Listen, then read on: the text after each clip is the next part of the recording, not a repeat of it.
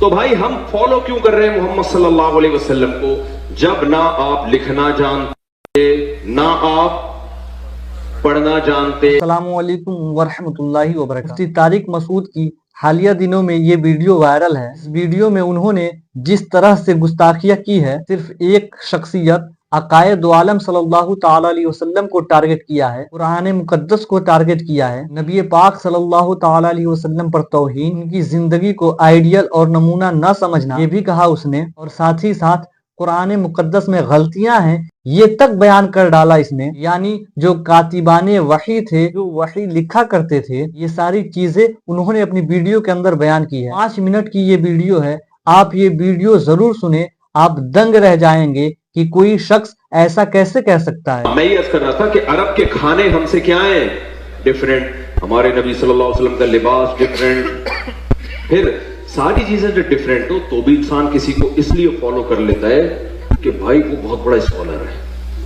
کیا خیال ہے؟ جاپانیوں کو ہم فالو کر لیتے ہیں، ان کی اسپیچز سن لیتے ہیں، یوٹیوب پہ سرچ کر لیتے ہیں، بھائی یہ پڑھے لکھے لوگ ہیں، بھائی سمجھ رہے ہیں، یہ کوئی پی ایچ ڈی اسکالر ہوگا، کوئی سائنٹسٹ ہوگا، کوئی بہت بڑے بڑے اسکالر ہیں۔ ہمارے نبی کے بارے میں پوری امت کا اجماع ہے، بھائی نہ لکھنا جانتے تھے اور نہ پڑھنا جانتے۔ ابے بھائی پھر کیوں فالو کر رہے ہو یار؟ خود بول رہے ہو کہ نہ لکھنا جانتے تھے اور نہ پڑھنا، امی تھے۔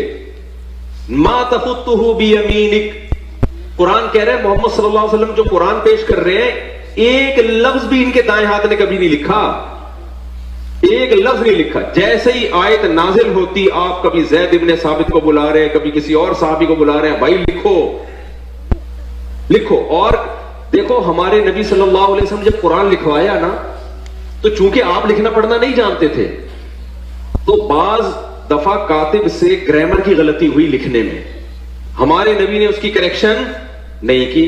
آپ کو نہیں پتا چلا کہ گرامر کے لحاظ سے یہ غلط لکھا ہوا ہے، وہ اب تک اسی طرح لکھا ہوا ہے۔ سمجھ رہے کہ نہیں سمجھ رہے؟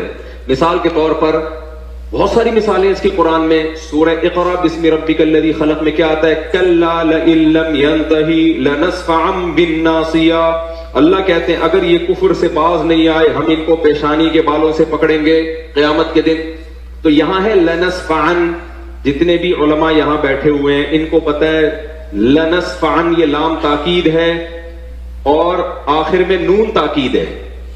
یہ الف کے ساتھ لکھنا گرامر کے لحاظ سے غلط، کیونکہ تنوین ناؤن پہ آتی ہے، سینٹنس پہ یا فعل پہ تنوین کبھی بھی نہیں آتی۔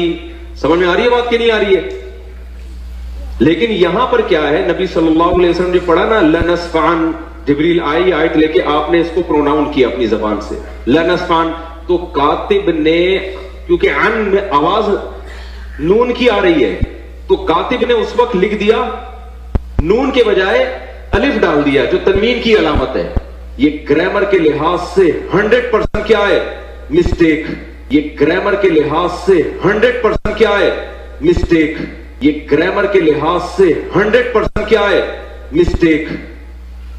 آپ کبھی بھی عربی میں سینٹنس پہ تنوین نہیں ڈالو گے، لیکن یہاں لنسفعن پہ 2 زبر ڈلے ہوئے ہوں گے، الف لکھا ہوا ہوگا۔ یہ گرامر کے لحاظ سے 100% کیا ہے؟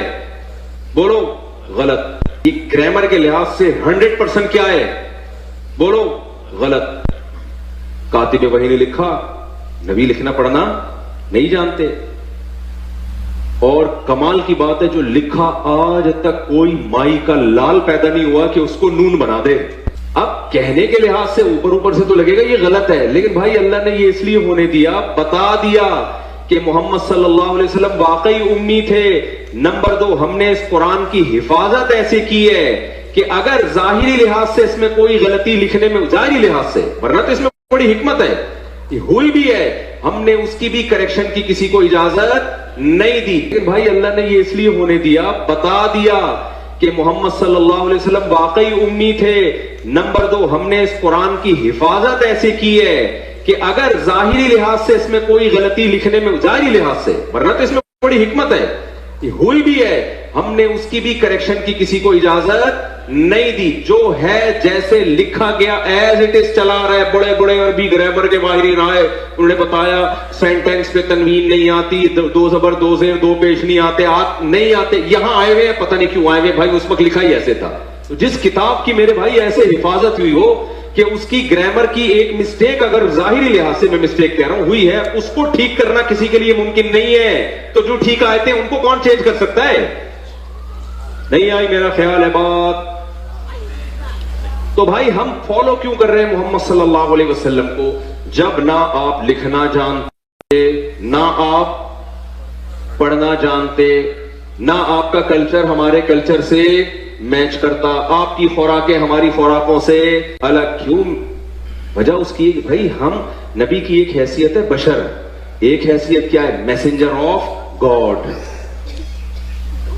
आपने कह दिया मेरा अपना कोई पैगाम नहीं है, मैं जो कुछ कह रहा हूं मैं नहीं कह रहा। ये कौन कह रहा है? अल्लाह। मैं मैसेंजर ऑफ गॉड हूं। तो भाई हम फॉलो क्यों कर रहे हैं मोहम्मद सल्लल्लाहु अलैहि वसल्लम को, जब ना आप लिखना जानते, ना आप पढ़ना जानते, ना आपका कल्चर हमारे कल्चर से मैच करता, आपकी खुराकें हमारी खुराकों से अलग क्यों? वजह उसकी भाई हम नबी की एक हैसियत है बशर, एक हैसियत क्या है? Messenger of God.